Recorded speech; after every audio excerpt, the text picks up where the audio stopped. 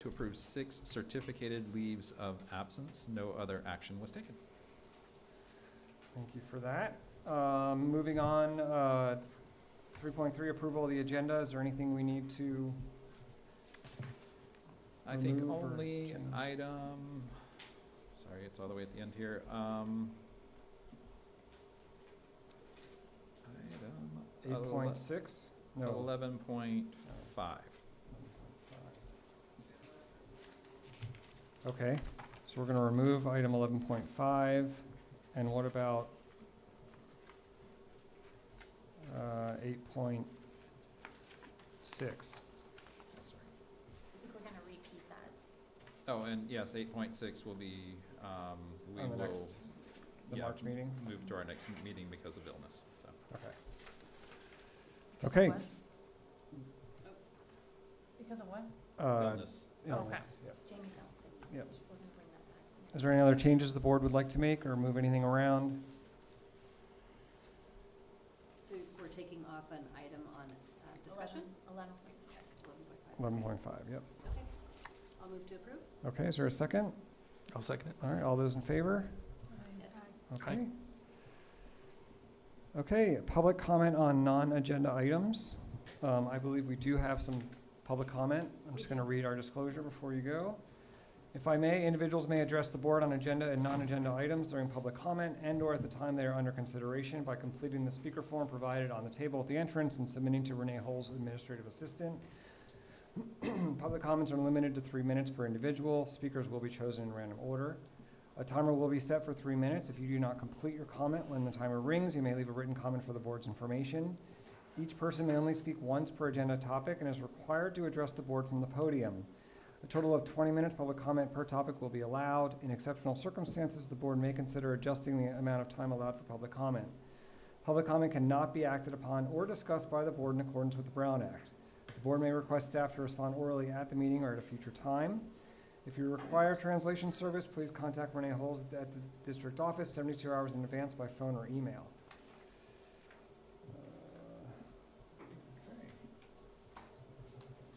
Okay, so you have, We do have public comment by email, but we do also have one person in the audience with public comment on non-agenda. I'm sorry, Katie Turner? I'm sorry, no, it's okay. No, I just wanted to get it right. Is that correct? Katie Turner would like to speak to the board. If you want to go up to the podium and share your name, and I will start your timer. Okay, my name's Katie Turner, and I just wanted to speak on non-agenda items because it's, been an interesting time.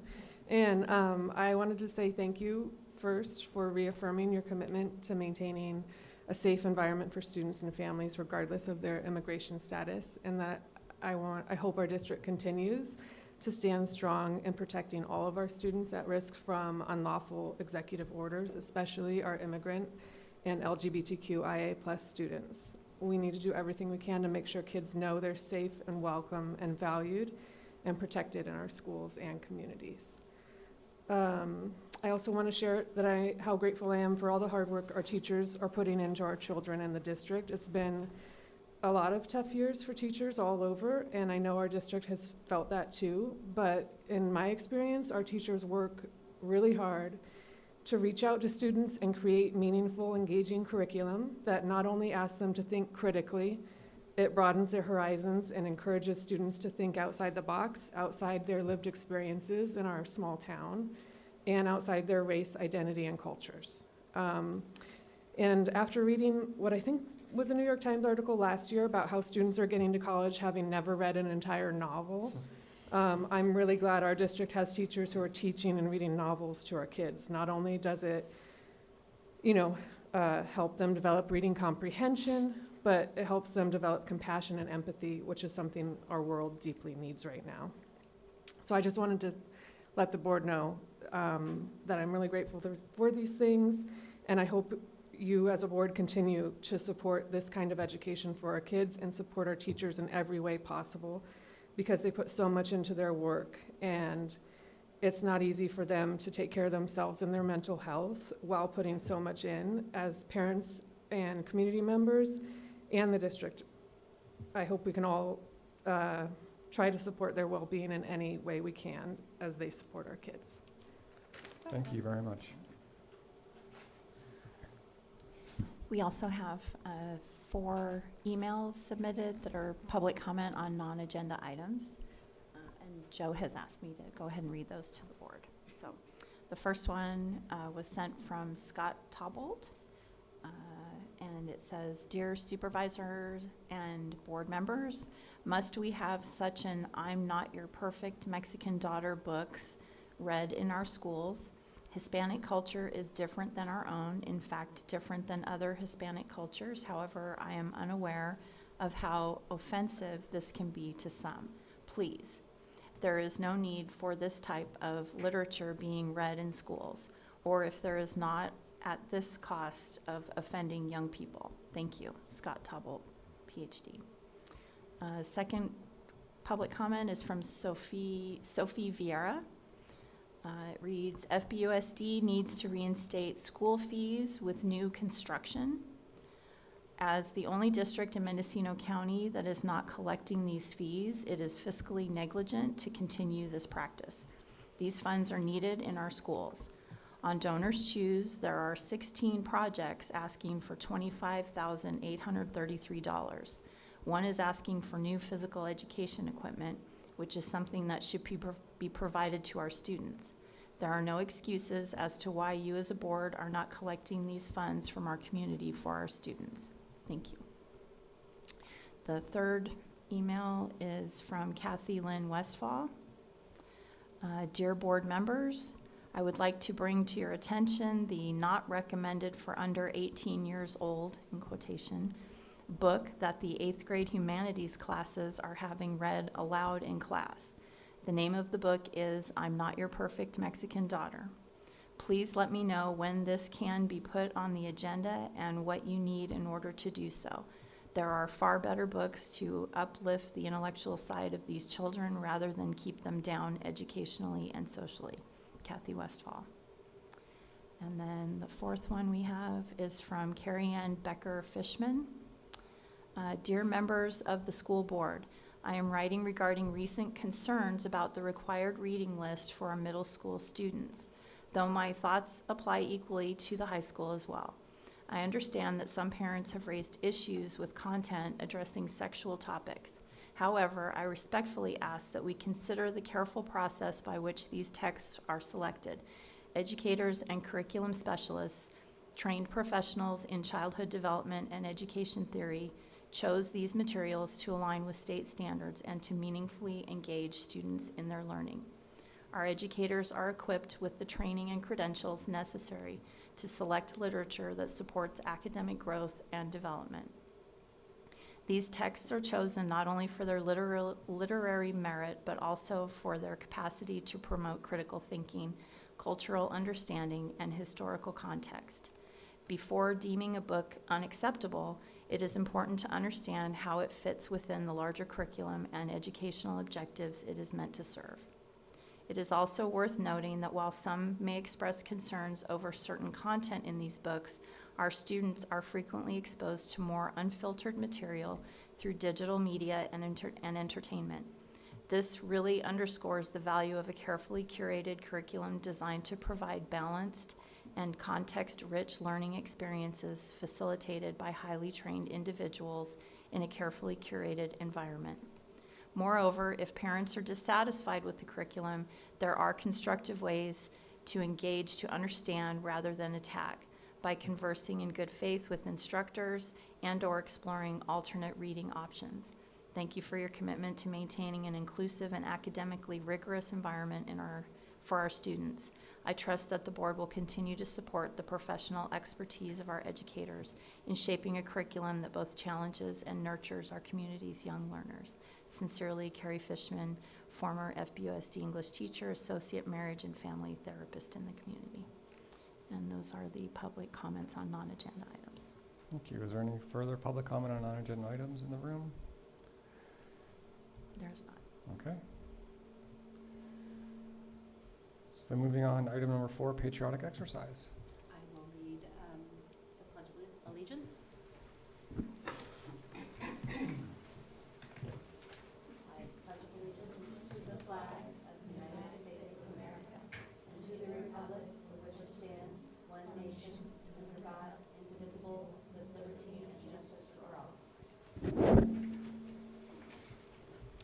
Okay, item number 5, acknowledgements.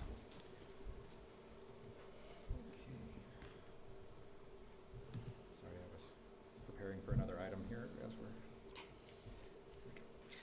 So we have our general acknowledgements, that February is Black History Month and National FFA Month. We have National School Counseling Week was February 2nd through the 8th. Rosa Parks Day was February 4th. Frederick Douglass Day is tomorrow. Susan B. Anthony Day is on the 15th.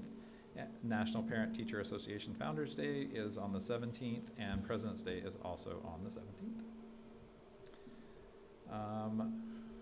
And then we also have recognition from Blue Zones that we are a fully certified work site. So that's a recognition that they thought maybe we're going to come and.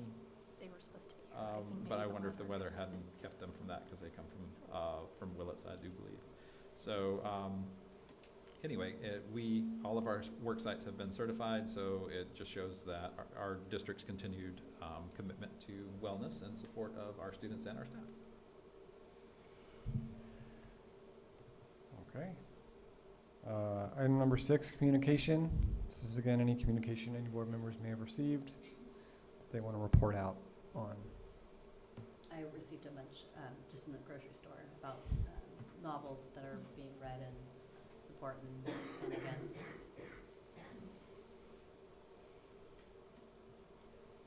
Anything else? Anyone else? No? Okay. I don't think I received anything. Okay.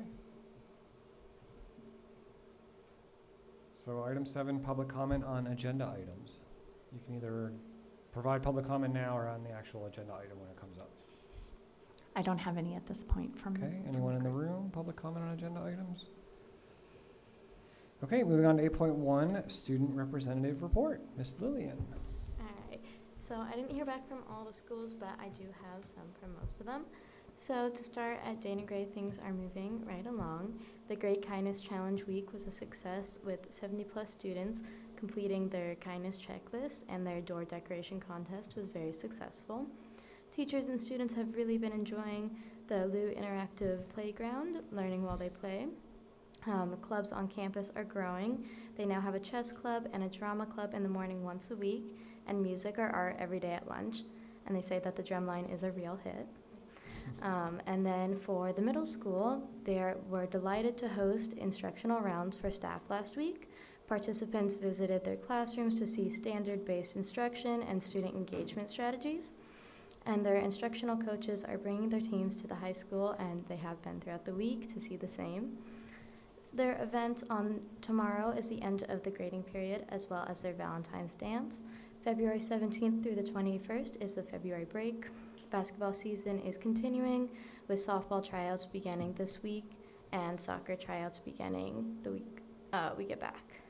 Then for the high school, we had a financial aid workshop on the 11th. Then it is FFA month, and we have been celebrating FFA week with lots of dress-up days. The end of the grading period is also tomorrow, with the midwinter break being the 17th through the 21st. March 6th, we have the monthly college and career day coming up, and March 12th, we have the ELAC meeting in the library. Basketball is coming to an end, and spring sports are starting up, and that's about it. Thank you.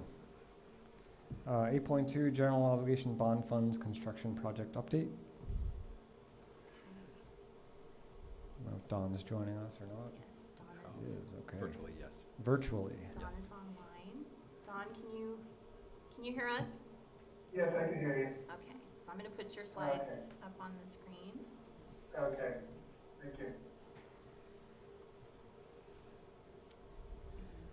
We all know how much Renee loves to do this part. Yeah, I could probably just pump it up, and it's gonna be fairly quickly. Okay. It's up to you. You can. No, I got him. You can go ahead, Dawn. They can hear you. and see All your right. slide. Thank you, everybody, for taking me remotely. Weather was pretty bad.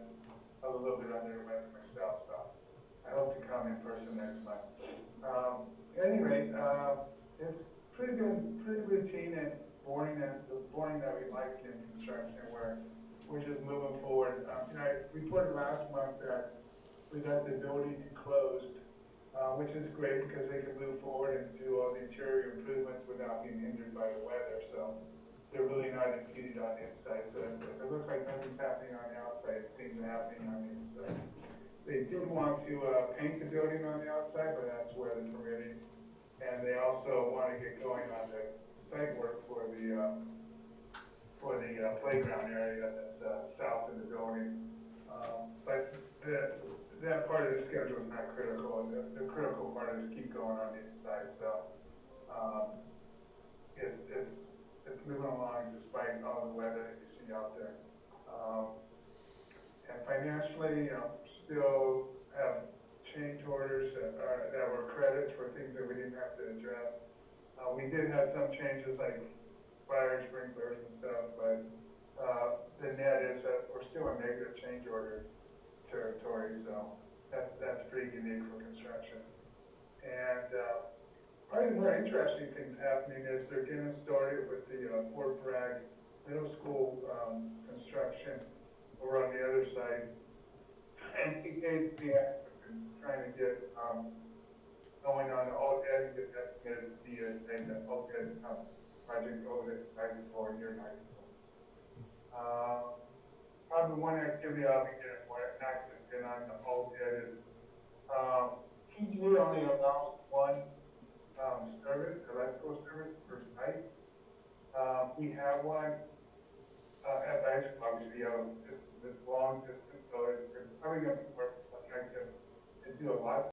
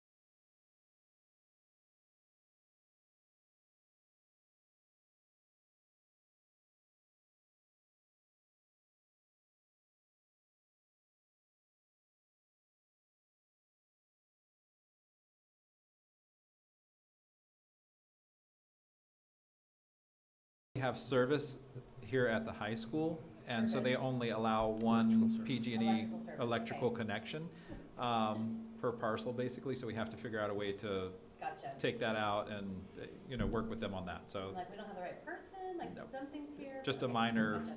a minor thing, Okay. that we'll get them to move forward with it. It's not a big deal, but it's just Rigidness of someone. something that we didn't necessarily anticipate that has come Gotcha. up. So. Thank you, Jeff. Yep. And so we're scheduled to start the middle school classroom the end of the month. Mhm. Is that still? I believe they've already set up and have started some of the initial stuff, and then they'll really get rolling on it right after break. I think. So. All right, any other Yeah, questions? if I heard that correctly, we're starting to mobilize for the Fort Bragg Middle School project. Mhm. Okay. Middle school. Yep, the middle school classroom. Classroom. Any other questions? Yeah. Okay, thank you, Dawn. All right, thank you. Hope to see you in person next time. Okay, Bye-bye. thanks, Tom. Right. Okay, bye-bye. Okay, 8.3, Fort Bragg High School FFA program update.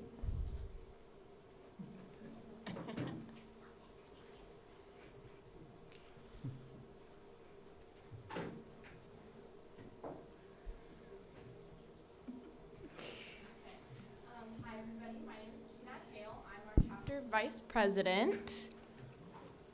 Hi, my name is Kelsey Cooper, and I'm your guys' chapter president, sorry. And we're going to give you guys a rundown of what we are doing across the ag classrooms for our SAE projects as well as just FFA as a whole.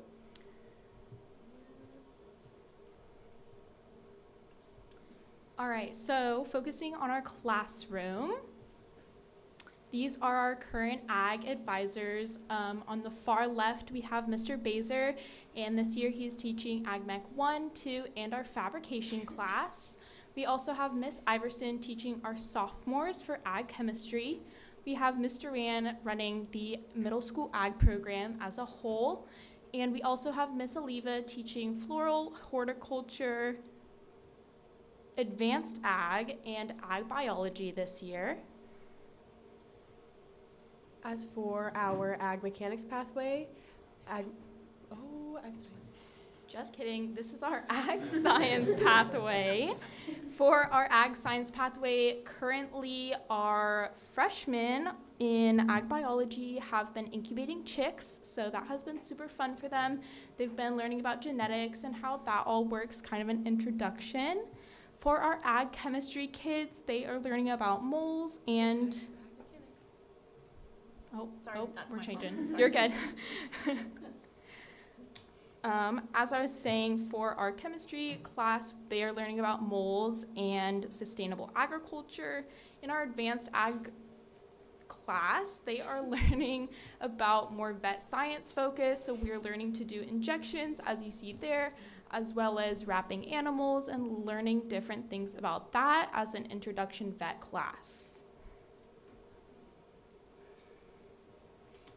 Now it's time for our ag mechanics pathway. So in ag mechanics 2, students are building fire pits, which is going really well. For ag mechanics 1, we are learning tractor safety to prepare for driving the tractor around the farm. And for fabrication, fabrication class is constructing, they are constructing firewood racks and gearing up for our fabrication competitions that are coming up.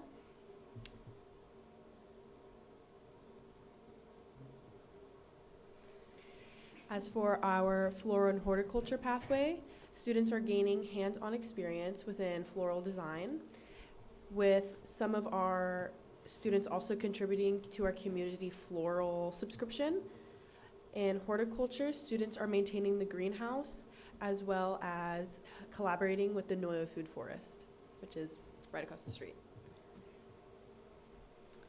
All right, so for our middle school ag program ran by Mr. Rand, students have been practicing lots of farm to table skills and lots of hands-on working experience. So that has been super fun for them, working with small animals and using their existing skills to butcher meat rabbits for class cooking lessons. So that's a really great program for our middle school students to really get hands-on in our ag program. So that's been really great. Up next is our SAE.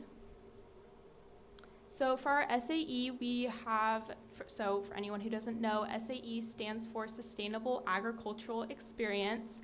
It is something that is required in the class setting, and you can do all kinds of different things. Some that are viewed here is our livestock. We have currently 11 kids signed up for going to the Redwood Empire Fair and marketing their livestock, so that is super exciting.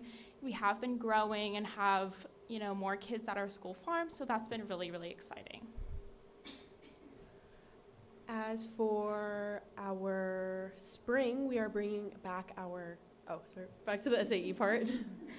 As for the springtime, it's coming around the corner, and we have the chicks that our ag science pathway was actually working with. So we are bringing back our chickens. We have egg-laying chickens along with meat chickens. And the chickens will be able to take care of these daily and help manage them. Okay, so for our FFA portion, this is our current officer team. Like I mentioned, I'm vice president and Kelsey is president. We have had a really, really strong team this year, and we're super excited. We have, kind of a young team this year, so we're all really determined and really excited for this year, honestly. We also have had FFA week, as some of you know, so that has been super fun. We've done Tuesday, we went to a speaking competition, and we've had dress-up days all week long, so that has been super engaging for our members and just overall kind of a fun activity for them to do. You also may notice that you guys have succulents on your desk. That is for teacher and staff appreciation, because that was our FFA activity today, so that is just to show a little bit of our appreciation. As for our leadership conferences, we let 8th through 12th graders go. We have had 4 so far, and we have another big one coming up for state. We had MFE, which stands for Made for Excellence, and then ALA is Advanced Leadership Academy, which was where we kind of learn how to grow our own leadership skills and being able to take charge without feeling like the need of getting stressed out or scared to speak up for yourself. And we are always actively volunteering in our community service. As you can see the picture in the top left corner, we always love to go to the food bank. They're super coordinated with us and always happy to have us. I think it's a really, really great opportunity for the kids and us as officers to kind of get to lead our own event in a way. So we go to the food bank and the Humane Society at times. We've also gone to the botanical gardens. So that's a really great opportunity for those floral and horticulture kids to have a hands-on, more work-focused environment for them. And we also have quite a few students that are preparing for our upcoming speaking competitions. We have been going to a lot of field days lately, so that way we can kind of prepare for what is coming up, and also just not being as scared as we were to actually speak in front of larger crowds and being able to take that criticism that we need. Yeah, so I would say we have 6 competitors in something called job interview, which is basically a mock job interview, which is great as someone who, maybe hasn't done job interviews before. This really gets you real world practice. And for other kids, and myself included, that is super great to put yourself out there. We also have creed competitions, which is where freshmen and 8th graders have to memorize a 5-paragraph speech, and they get judged on that. So that is really great to push those 8th grader and freshman kids out there and get them in the world of FFA. I think that's it. And we just wanted to thank you guys for letting us come here and give you guys our little spiel of what's going on within our FFA program. I have to say, I had the opportunity to, on Tuesday, judge the impromptu portion of the speaking competition. I was very impressed. Our students, as well as all the students involved with FFA, did a really wonderful job that I think I got to hear from 16 or 17 of them during that time, and it was really one of my favorite things to get to do through the year. So thanks for the invite and having me to be a part of that. So. All right. Thank you. Any other comments? All right. Well, thank you guys very much for coming to give us that update and for the plants, too. Thank you. Yes. For the gift. Okay, moving on to 8.5, after-school programs, Flockworks. No, we have Avid first. Avid. 8.4. 8.4, Avid program update. I'm so sorry. There you go. Public speaking. I don't have as many cute pictures as them. Good evening. My name is Kelly Farrell, for those of you who are new to the board. I'm an avid elective teacher at the high school, and I'm also technically your district director throughout our district. Go ahead. So first, as a board, I'm sure you want to know where in our district Avid is being implemented. Super exciting this year, we're implementing at Dana Gray. So they're in their first year of implementation. This past summer, we sent 4 teachers to the training. And Dana Gray is a little different beast than the other 2 sites because it's actually implemented site-wide. Real quick, sorry, we're over here. Hi. I know it's like ghost in the room voice like coming from all over the place, right? For those of us who are new, can we start with what is Avid before we get to where is Avid? Of course. Thank you. So Avid is a college prep elective that is meant for the typically underserved first generation students. It stands for Advancement via Individual Determination. In a nutshell, basically a program built to get kids off to college campuses.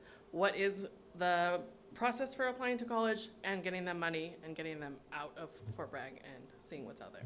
Thank you. Sorry. That's Thank okay. you. And then at the middle school, we currently have one section with 6 students, and unfortunately the teacher is not trained. They are currently a non-certified site. At the high school, we are also non-certified. I'll tell you a little bit about that in a second.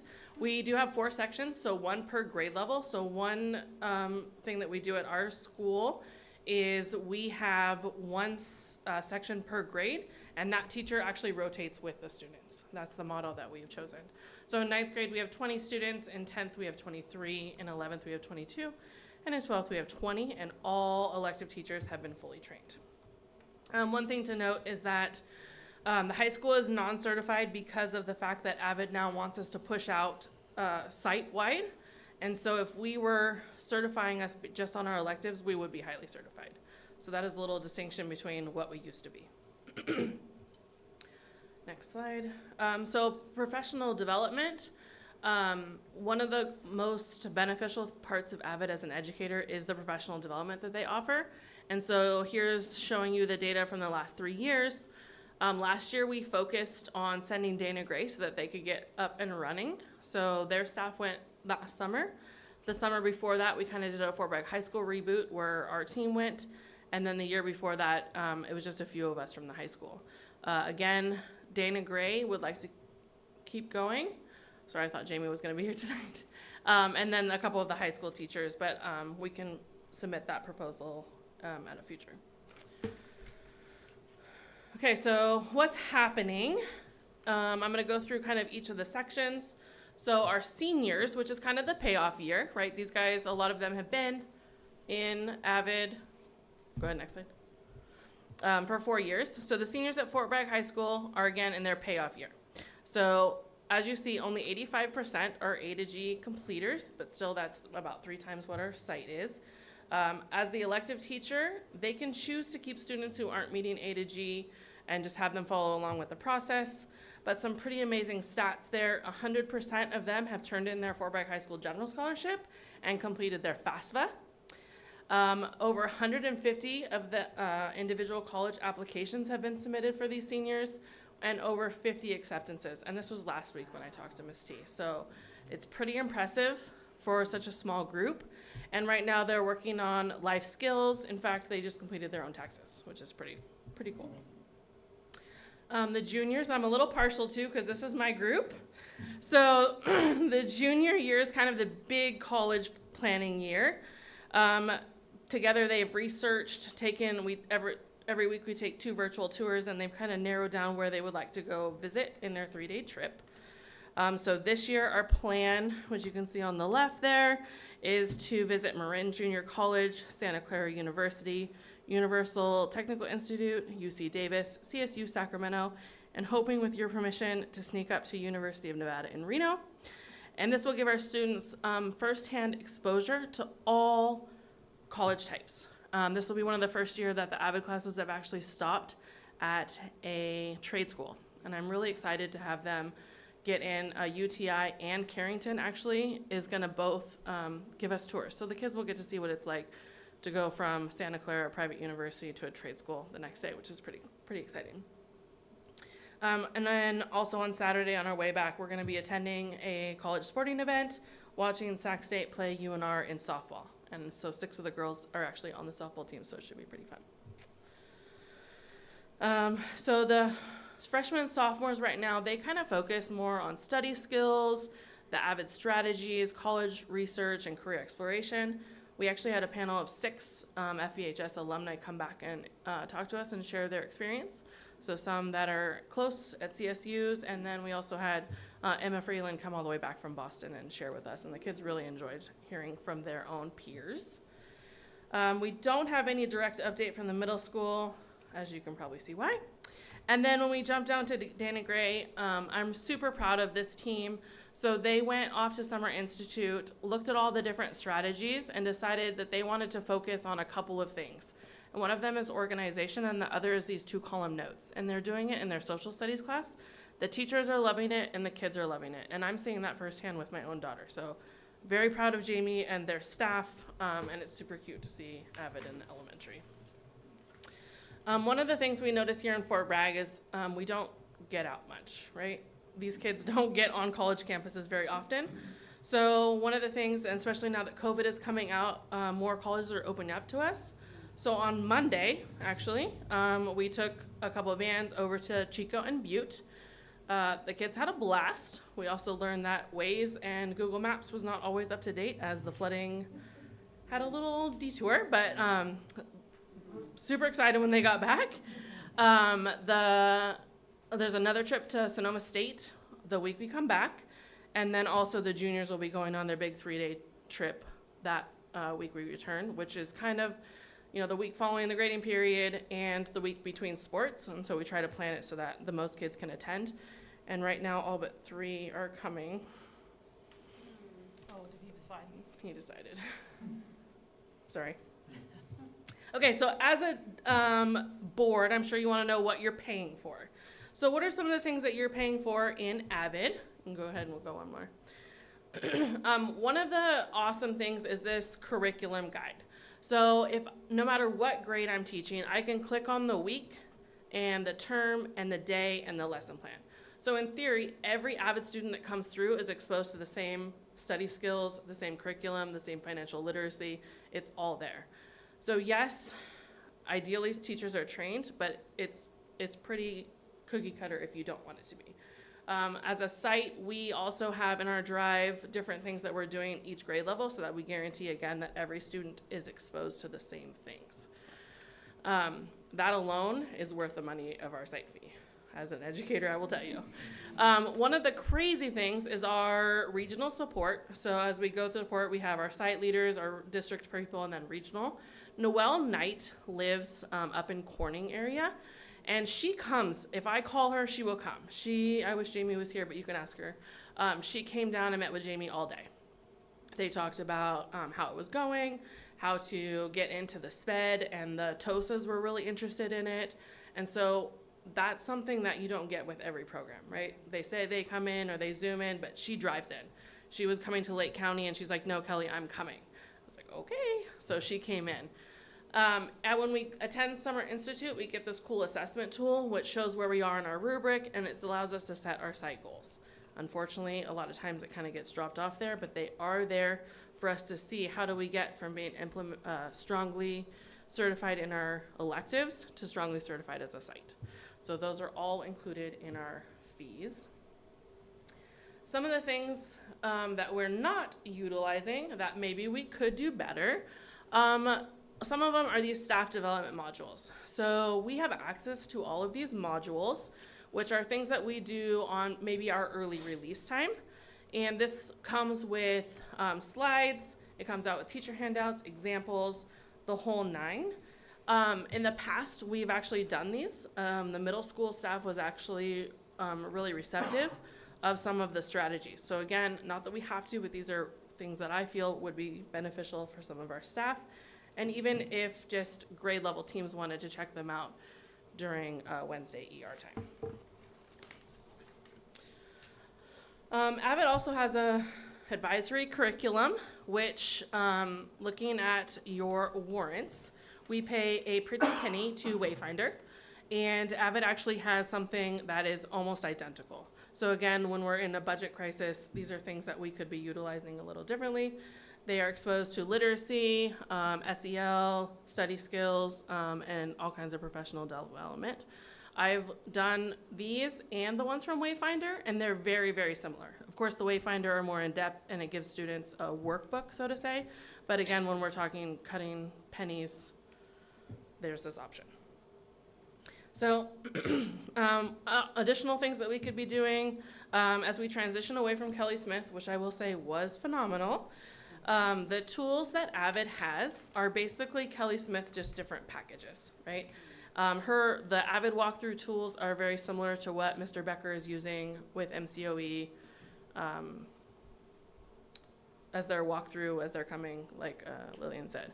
So as site, we're not necessarily utilizing these certification tools, but we could throughout the year. So again, just more bang for your buck if we need to plea that way. Please let me know if you have any additional questions about our Avid program, or if you need any specifics, or if you have questions about our trip to Reno. It's a lot of driving.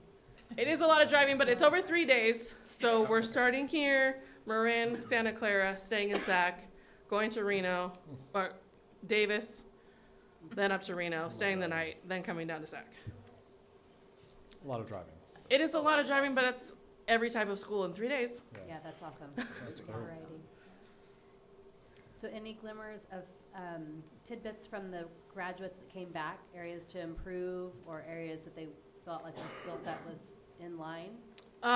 Since they were all Most fresh? of them just talked about kind of the culture shock, Okay. about coming from, our small area and then going and being exposed to their strange roommates and different people that they'd never experienced. Most of them said they felt prepared, and financially, none of them were already feeling the burden. So that is one thing. I didn't get the exact stats from Juliet, but our Avid kids take about 1/3 of the scholarship. But part of that's because they complete the general scholarship. Right, right. Any other questions? Thank you very much. We're glad it's expanding. Okay, now, sorry, 8.5 after-school program, Flockworks.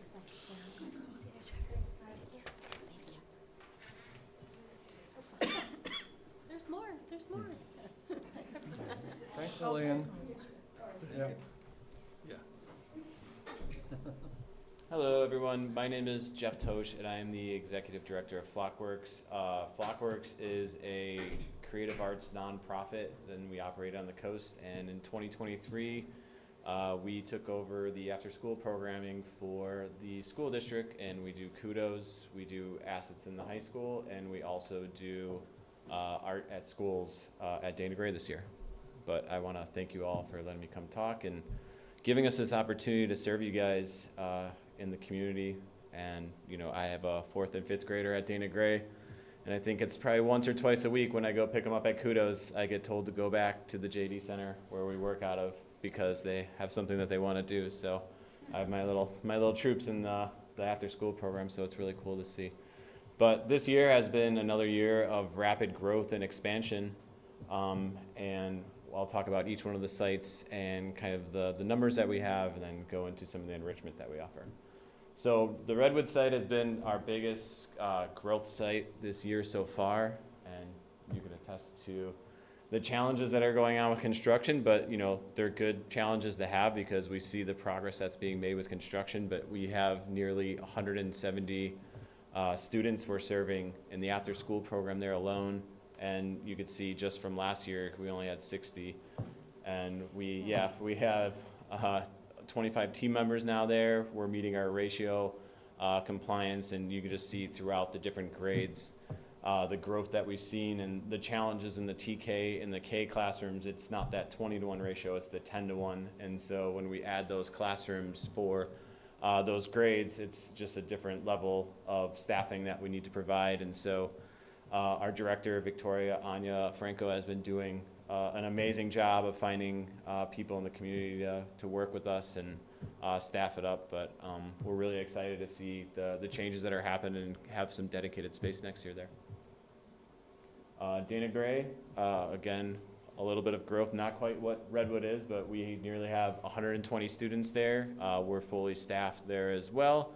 The exciting thing is we actually have a math tutor there for the first time ever, and so Miss Feliciano, our site coordinator there, does an excellent job of making sure that the kids are getting their homework done, and so being able to provide this tutoring service, because a lot of working parents, they pick up their kids at 6 and they have that small window of opportunity to spend with their kids. So we see it as the purpose of our programs to make sure that we have the homework done, so it's not another battle when you get home with everything else. And so they've been doing an excellent job of doing that, but then also providing that enrichment piece that serves the Flockworks mission. Next. And then the middle school. So the middle school, we're serving almost 70 students this year. A big focus of our programs is the youth voice and just letting them come up with some of the different activities. And some of these clubs include anime club, gardening, bike club. We purchased bikes this year for the first time. They've been doing some gardening at the senior center right next door, and a lot of different activities that, you know, the middle schoolers are the harder ones to keep entertained, because it's the one time where they actually get to go home and have free reign on the fridge and, you know, get to do things on their own. So it's a challenge to get them to want to come to the after school program, but I feel like they do a great job with the clubs that they're offering, and the tutoring and academic support that we provide with weekly grade checks and other skill building opportunities. So we'll talk a little bit about some of the new enrichment opportunities that have been going on through the year. Go ahead, Renee. But our most exciting one that's been going on is with the Mendocino Coast Recreation Park District. And again, this kind of goes with the homework, where a lot of kids don't get that opportunity to do recreation activities because their parents might have to work. And so we've been able to provide this within Kudos program for no cost to our families. And we have TK and kindergartners going to the gymnastics. And if you guys aren't aware, the Mendocino Coast Recreation Park District moved to their new building at the PG&E building, and so they have a brand new little trampoline there and a setup. And if you want to see the cutest thing ever, go on Wednesdays and watch the TK and kindergartners do the tumbling program there. And then our Dana Gray students are doing dance and cheer at the Franklin site. And a big shout out to Danette for really working with us at the bus barn to make sure that this is happening, because there's a lot of coordinating to go on to get kids back and forth. So we really appreciate her patience and support in getting our kids to these enrichment activities. Another exciting one that we do at Redwood with, I believe it's our first graders, but we have the Ocean Friends Club, and this is in partnership with the Noyo Center. And they get to go down to the different Noyo Marine Centers and do different activities, hands-on activities. You see the kids get to go out on a boat and learn about the bull kelp story and some other things that are going on that are very relevant to us on the coast. This was an opportunity that the kids went to, I think it was in December, I can't remember, but they went to the SAC anime competition. And that's Jose on the left, who is our interim site coordinator at the middle school. And in March, they're planning on going to the annual challenge day in Sacramento. And that's a day where students get to go and meet with their legislators to advocate for these after school programs, because they are largely state funded. And so, you know, they're extremely important to our students and community. This is a field trip that our students get to take throughout Dana Gray and Redwood. And my daughter's actually the one on the bottom right on the left-hand picture. I just noticed that. But they get to go to the Mendocino Arts Center, and they do printmaking with Julie Carlonis. And if you've ever been to the Arts Center, it's just an amazing resource that we have on the coast. And I went a couple weeks ago with the first graders. We were short-staffed, and just seeing them do this project and talk about the bus ride over there. So it's just an amazing opportunity that all of our elementary school Kudos kids get to do throughout the year. And then the other thing that we provide is visiting artists that specialize in these different expertise that are coming into the classrooms. And some exciting projects that we're collaborating with our community partners is we are doing a mural at the old rec center. When you walk in, you know, it's pretty dingy and drab. And so they're getting new flooring down, and we're working with the park district and the city to do a mural as you walk in on both sides. And this is going to be done at the Kudos programs, where the kids are going to be able to create artifacts that go into the mural, and stuff will hang from the ceiling. And so, you know, the big night in my family is Friday night is skate night at the old rec center, and Dad gets to go to Tall Guys. So it's going to be cool that they get to kind of see their murals live on and work with community artists. And the other mural that we're doing with the Kudos program is just right behind this building at the Noyo Food Forest. They put up that big batting cage, and we're working with the Noyo Food Forest and an artist to make a mural with the middle school Kudos program and the 5th graders at Dana Gray. And so the one great part of this community is all the different community groups that, you know, collaborate with us on the enrichment experiences that we have. You know, we have kids going to Gloriana, we go to CV Star every Wednesday swimming. We have not only the mural we're doing at the Noyo Food Forest, but we have classes that we do there. You know, we're having Symphony of the Redwoods come at the end of this year to give performances, and then also have a hands-on demonstration where the kids get to kind of touch the instruments, see them, and get some exposure to some of these different instruments. And so we feel very fortunate to have all these community partnerships and people that are willing to work with our enrichment programs. And the other thing that we've been really working on is incorporating PD. I want to thank Joe for putting us on the anti-bias committee, because we see ourselves as partners, and whatever PD comes of that for the unified staff, we are going to implement with our after-school staff, so we have an alignment in that. But we have worked with the Redwood Regional Center and Match Disability. We did a behavior management PD in-person training session in November at the JD Center. And we implement a lot of Keenan trainings into that. And then if you look, I think it's the middle one, but we just had the 2025 Sites Coordinator Symposium, and our Kudos Director, Victoria Anaya Franco, was the keynote speaker to close out the conference. And, you know, it was, I think, over 350 people. And so, you know, it was a big honor for her to be selected, and we're very proud of her for that. And we can't forget assets, which is a very small part of the budget, but if you see, we served over 14,000 student touches there at that program this past year alone. And this gives not only academic support to students after school, but we also serve our mission through the enrichment that we offer. And if we look at the next slide, you'll see some of the different enrichment that we have. We have cooking with Rosa, which is, she's had over 40 kids there making empanadas and different things before. We have gaming clubs, sewing, and drop in art, and a lot of different pop-ups happen at the library throughout the day. And then we do have the high school teachers that are available for tutoring after school as well. And oh yeah, cannot forget the weight room either, which we've added a lot of new equipment to this year too. And the other thing that they did for sewing, they donated beanies to the Cancer Resource Center this year. They've served meals to a lot of the students, and they do a lot of sewing and different things with cooking and stuff with very small space. And we cannot forget Art at Schools, which really started Flockworks serving the school district in 2018, and that's actually Norma Trejo, our first employee in 2018. We have over 65 employees now working for Flockworks. And this year, Art at Schools is focused on Dana Gray, where we're working with the 4th and 5th grade classrooms to bring art into their curriculum.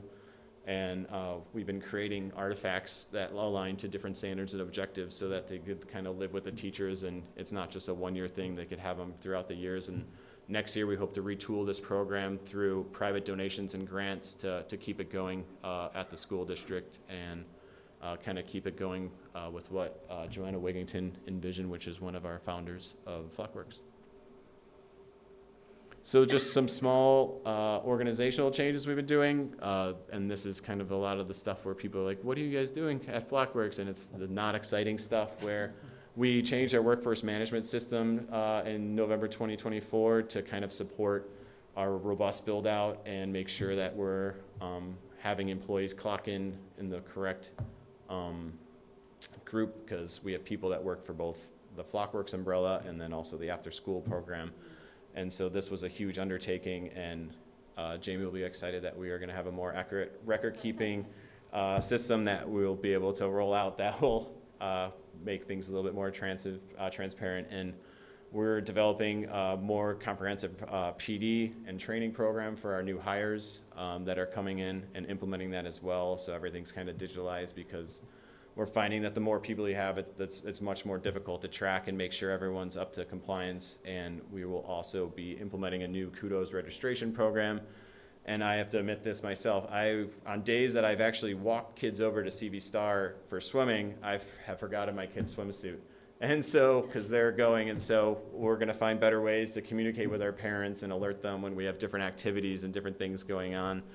And one of the things that we're most proud of is the improved pay and benefits that we've been able to offer our staff, because our biggest challenge with a lot of people on the coast is just being able to be fully staffed up and also retain that staff. And so I think this is a big part of our partnership together, is making sure that we have high quality people in our organization serving our community and students.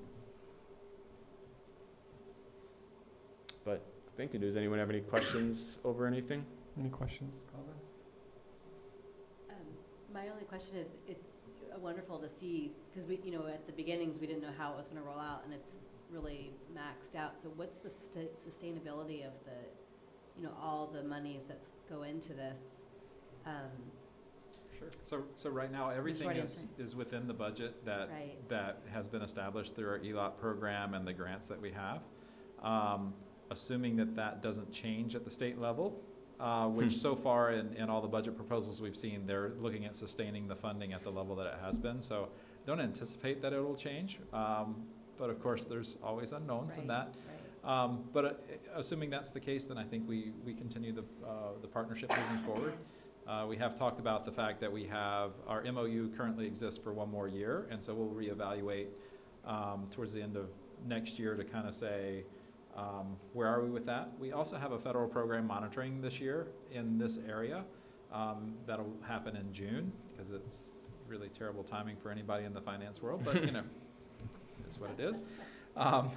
So we will probably have some more detail about some maybe different practices that we might need to engage in, and as far as record keeping or any of those sort of things. It's a new program, so it's really, while there's a guide, it's not super specific about what the expectations are there. So we're still feeling that out and working with MCOE, working with Flockworks, just trying to figure out what those requirements will be.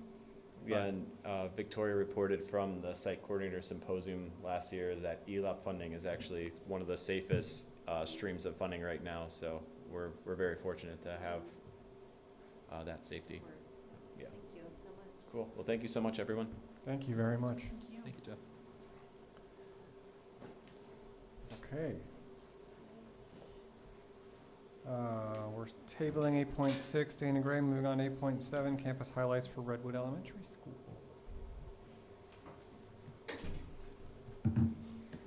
Hello. They're going to be super bummed that they missed this, but I'm glad that you're here for it. Stand by. Stand by. No worries. So we have the stomach flu at Redwood. We have the regular flu at Redwood. We have various other ailments and RSV, but we also have a lot of love at Redwood, and that is the theme of the highlights that I'm going to share with you tonight. It's really tricky to pick sometimes what I bring and show you in board meetings. So this month, I kind of blindly put my finger down on our phone list and went to 4 different classrooms over the course of an hour. And I talked to both students and adults in the room and asked them what they love about Redwood, because we sure have that in abundance.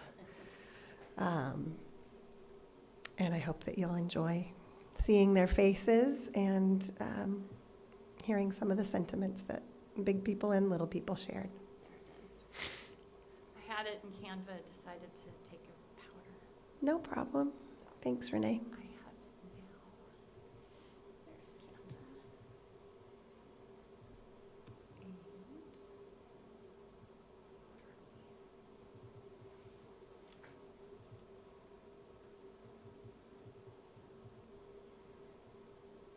There should be an option to present, but you might have to scroll to the right.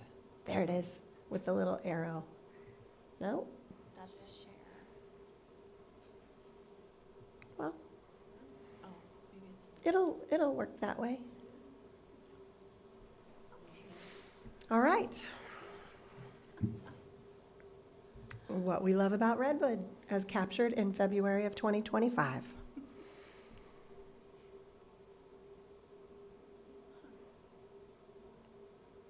It's gonna bug me now. It's going to bug you? Is it going to just filter through, though? Okay. You better talk fast. No, I'll pause it. I think you're fine. So this is Kaylee, one of our TK students, and she likes doing art.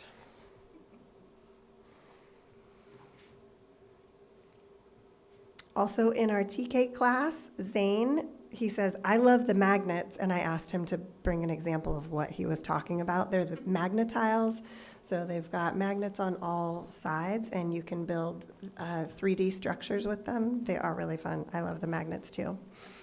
And Debbie Feitz is one of the paraprofessionals in this TK classroom. I learned this month that Debbie will be retiring at the end of the year. I know, it's a momentous day. She told me with both joy and some sadness because she's been a really wonderful educator in our community for many years, both at Redwood and in our preschools. Debbie says, I love the diversity in our school, languages, staff, and students with special needs. And we salute Debbie in her final trip around the rainbow here. Very grateful for her. Alexa Lee says, I like the projects for our Valentine's party. She was a little bit preoccupied about what was happening at the back table, understandably so. And I wish that you could have seen Lyric. It sort of comes across in his photo, but he really means everything. He was jumping up and down, and he wanted to show me all of the things in the classroom. But I said, you have to stand still for just a second, buddy. He is an exuberant learner. Jumping over to a couple of our second graders, Lacey is there on the left. I like that we have great people here. I couldn't agree more with Lacey. And Aaron says, I like the playground. Also a very popular response. This is Emerald. Miss Mary was very excited to send Emerald over with this response because Emerald said, Miss Mary is the best teacher in the world. Lots of joy. And there is Miss Mary Marcher. She shares that she loves the students and the staff.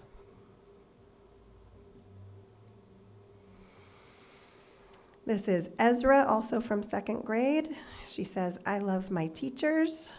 And jumping over to some of our first grade kids and teachers, the first one being Colleen Cano. I love our students and their creativity.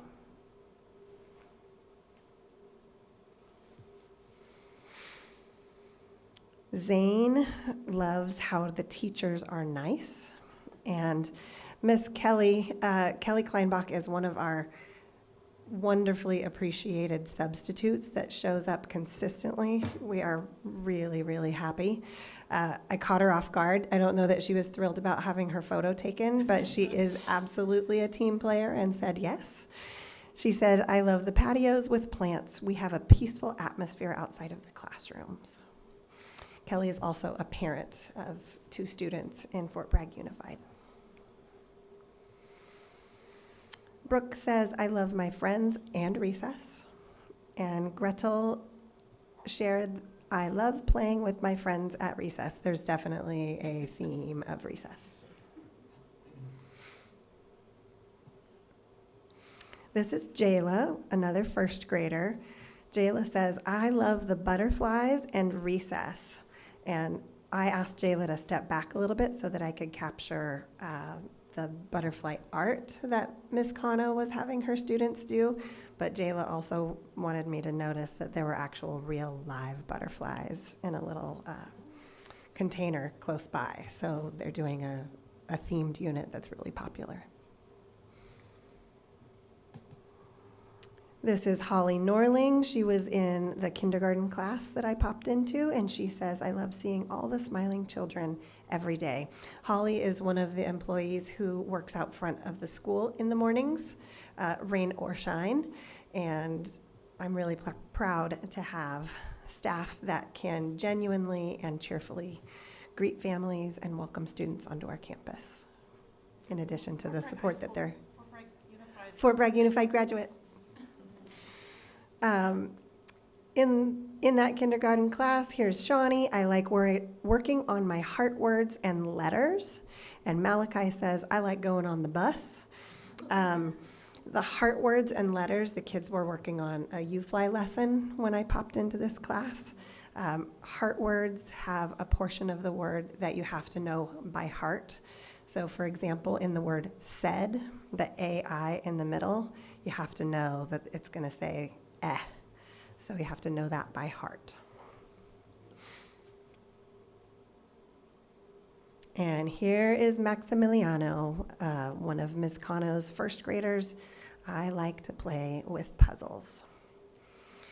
So we have a wide variety of things that we value and that we care about, but you can see that there are lots of themes of connection, appreciation for spending time outside, definitely thinking about Valentine's Day. But you're all invited if you'd like to come back and experience the joy of Redwood again or for the first time. We welcome you. Thank you so much. Thank you. Any questions, comments?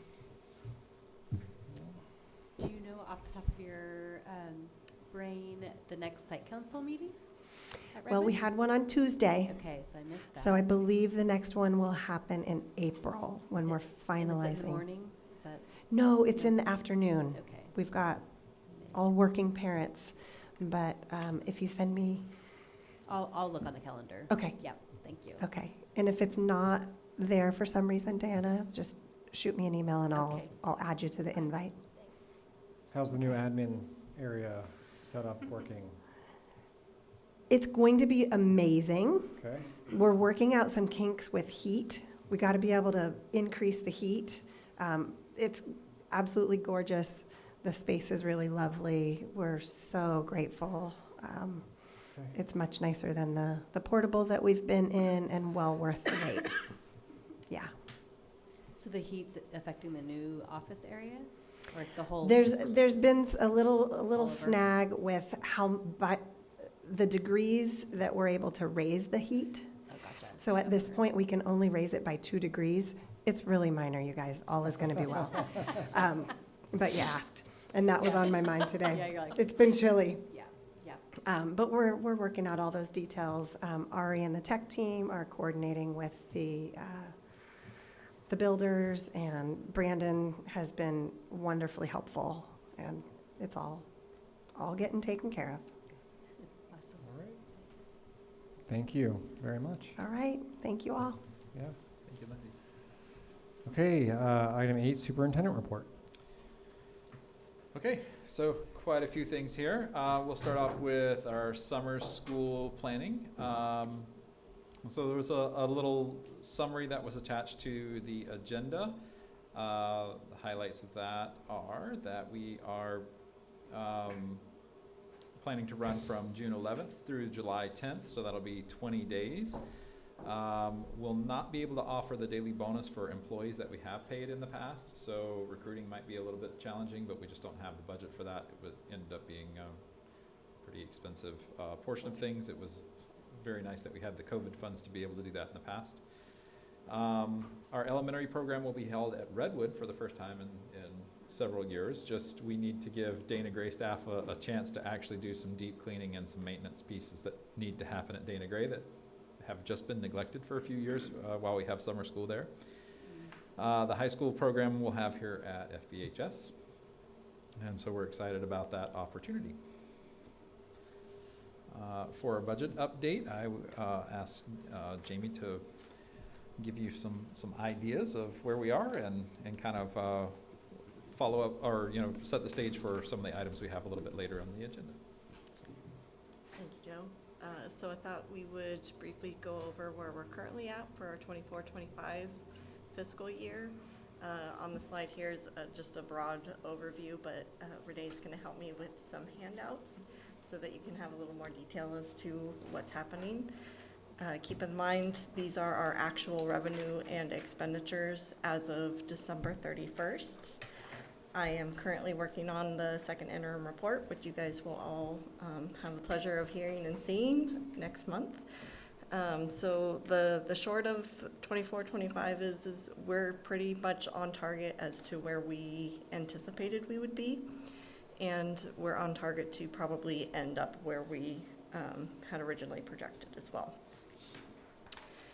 For our discussions around 25-26, FBOSD is currently working on our projections. As we discussed during the first interim budget report, we anticipate to have some budget reductions because of the COVID funds not being there anymore. So if you want to go to the next slide for me. Thank you. We've identified some areas where we believe that we can make some reductions to the budget. So there are some certificated positions along with some classified positions that we have identified that can be reduced within the budget and to help and still be able to meet the needs of all of our students here. Another thing that we have identified is we're not, in here it looks like a reduction, we're not actually reducing it, is the staff professional development. What's gonna happen is right now we're paying it out of our unrestricted funds, so our LCFF dollars. We've identified some grant funding that we can pay for that expenditure for the next couple of years. So that will move over to our restricted side of the budget, but it's not going away. It just will free up some of those unrestricted dollars so that we can fill in the gaps with the money elsewhere.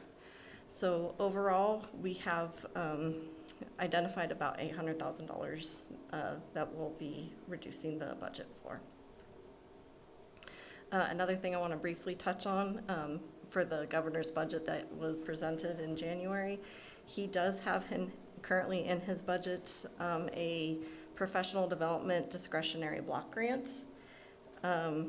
It's going to be based on P2 ADA, and then they gave an update to that recently that there's a dollar amount per ADA of about $300. So if everything goes through, we can anticipate about $500,000. But there's a lot of conversations that are still to have between now and June. So we are optimistically cautious that we're going to receive this money. So that was kind of the bigger ticket item within his budget, other than just the normal items that are in there. Is it for me? Any questions about the budget before I move on to things? I just want to clarify, maybe for myself and the public, that those teachers are based on enrollment, right? So we need one less first grade teacher, one less fifth grade teacher, and one less middle school. Correct, yes. And I was going to talk about that when we get to that action item, but absolutely happy to talk here that, yeah, we looked at our we have declining enrollment, and for example, looking at first grade, we have 91 students enrolled in kindergarten right now, so that means that we do not need 5 sections of our first grade teachers because it just doesn't keep equity all the way through as far as class sizes for teachers and that sort of thing. Same thing at 5th grade. We actually are going back to having a 4th, 5th combo with this, but it again puts our class sizes more equitably spread at Dana Gray with that. And in middle school, we have we ended up with an extra teacher basically worth of sections for our humanities. So that was a big change there. We think we've got I met with Carly earlier this week, and we have the master schedule pretty well sketched out for next year. you know, we don't have exactly who's teaching what yet, but we at least have how it could fit with the number of FTE we have to make sure we could do that before we got to this meeting to make sure that everything was covered. And then the same thing with our classified positions. You know, we added a lot of classified positions with our COVID funding, and so this is just sort of trimming those back to levels that are, while we don't want to cut any of our positions if we didn't have to, this is probably more appropriate staffing based off the number of students that we have and the programming that we have currently. So.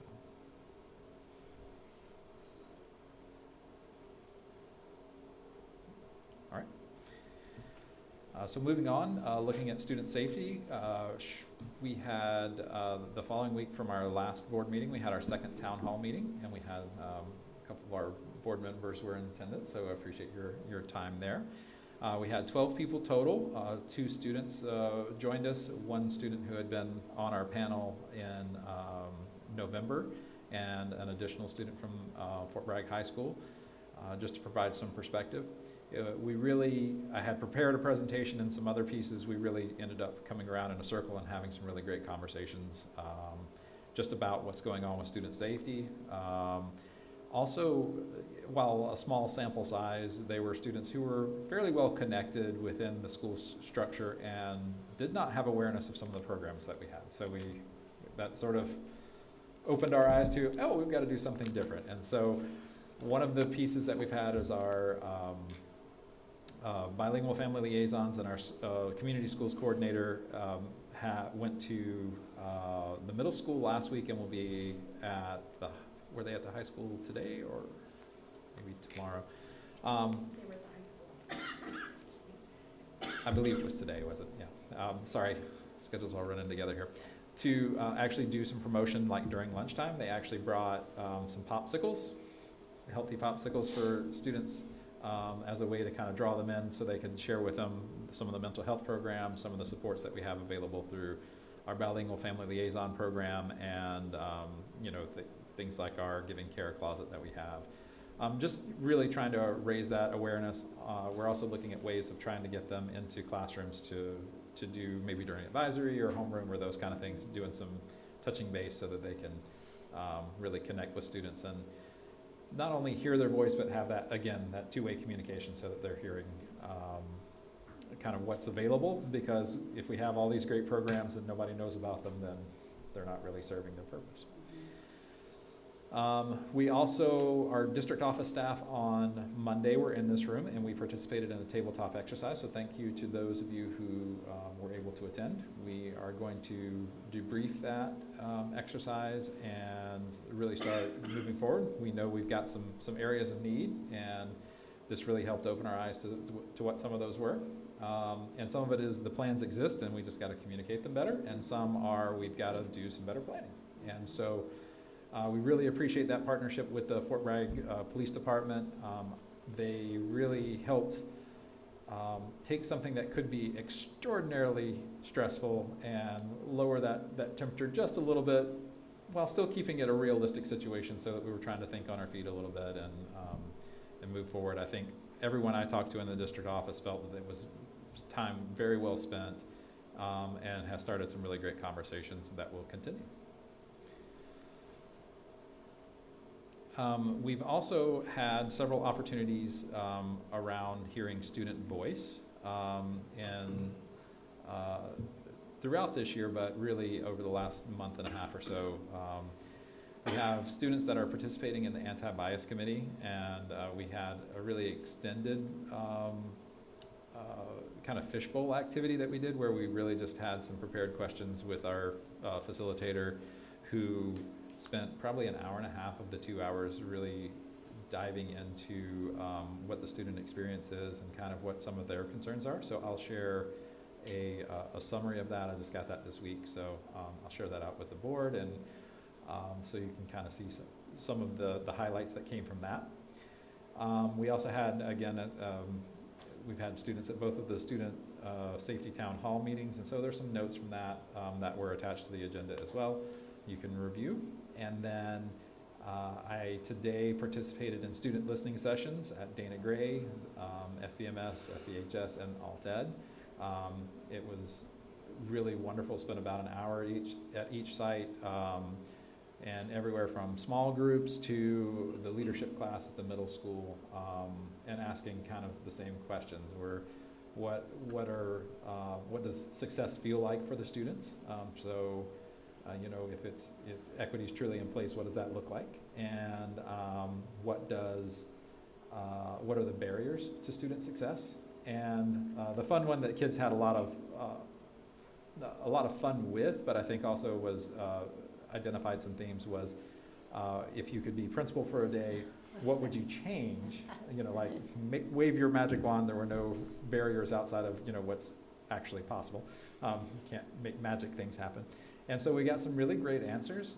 We saw some themes around students not feeling belonging sometimes. We saw themes around students really appreciating some of the relationships and connections that they have with staff and with each other. So we're hearing kind of two sides of that, and how do we get those two seemingly disparate things to kind of connect with each other. We also heard some really great themes around you know, students asking at Dana Gray, really asking about making sure we have education opportunities for parents and support in place for that communication, because they're like, we're learning some really great things at school, and we'd love for our parents to know some of these really great social emotional strategies and things that we're having in place. And I think one student put, so I don't get yelled at, and I said, well, you know, some parents are still going to have that communication style when they're, you know, when something hasn't been done. And I said, well, yeah, I kind of get it too. Okay. But it was really just, it was a wonderful day to connect with students, to really hear their voices, and I'm looking forward to sharing. We'll have also a summary of kind of what was asked today, so you can go through and see the finer details of the recurring themes that were there as well. That'll help with our overall planning for a district, but it's also great for some of the leadership work that we've been doing and moving forward. It is also the time of year where we are providing our mid-year LCAP monitoring report. So I hope that you've had a chance to review that. Renee, would you bring it up just so that folks can see what that document looks like? I am not going to read all of this to you. However, I will say, if you noticed, we have many of our metrics we have some data on, but we may not have complete data. Sorry, not that one, the actual mid-year. This one? Yes, thank you. This is the required one that I have to present to you. So, just, so we have we're about where we should be according to our plan on many things. There are a couple of items that we need to put maybe a little more effort or to rethink if that's the direction that we choose to continue. Digital portfolios continue to be one of those. I have not yet found a great solution for how that's going to look and how that could move forward and follow students. I'm still reaching out and having our tech kind of reach out and figure out what that could look like. We still have the artifacts in place, so it's not, the data's not being lost, but I'm just trying to find a way that will actually make sense for following the students all the way through their careers. In the Get Focused, Stay Focused curriculum, we are implementing that this year, but there's been an update that you'll see on the contracts section that is actually similar thing is called Wingspan, but it's just kind of moving it into a more modern format, covering much of the same topics, gives them some market data about jobs and careers and connections to colleges and that kind of thing. So, and we've got, for a relatively inexpensive price, it was about this, I think, same or less than Get Focused, Stay Focused, providing much of the same information, and we were able to get both Alted and Fort Bragg High School connections with that, so they can use that in their advisories and different seminars. So we'll see some updates coming there, but we still have the support for the teachers who will be providing that. Trying to see some other highlights that we have here. Again, you can see a lot of our metrics are in place. We're continuing our intervention programs, our alt-ed, and credit recovery, you know, all of the great things that you know that are happening in our district. This is a great way to celebrate some of those things and see. And I have to say that the budgeting seems to be spot on. We're really about halfway through, and this is all through about halfway through the year. So it's truly a mid-year. I don't see anything that's been extraordinarily concerning to me as far as budget is concerned. I think we will stay within our LCAP budget and move forward with hopefully meeting some of these goals. So are there any questions about that? Also a part of this, I'm not going to necessarily open it and go through it all, but there is a really, what I like, the California School Dashboard Summary. So if you are not familiar with the dashboard at all, I think that presentation really takes you through top to bottom kind of what the program is and kind of where we are with that. But I also liked, because I've heard the board ask if you, Renee, if you would open the similar LEAs to FPUSD, and just owning our data and kind of where we are with things. This provides a list of,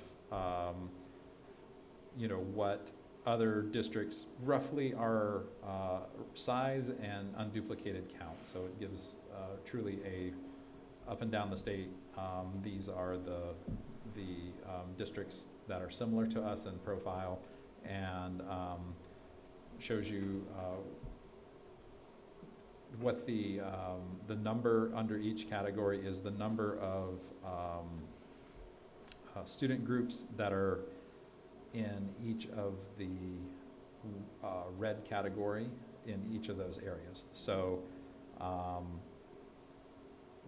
we have some work to do, particularly it seems in our graduation rate and college and career indicators. Even though we had quite the improvement in our college and career indicators, we're still just, or I'm sorry, these are actually the ones that are in, I was like, that is not right for college and career. These are the ones that are actually in the green or blue. So these are the number of student groups. So we're trying to increase this number based off this chart. Right now we have some work to do, particularly in, we know in our EL and math, we've had those conversations as well. And our English learner progress is another area that I really want to see some professional development support so that we're making a lot of more jumps forward. Our chronic absenteeism rate, we made some great improvements last year.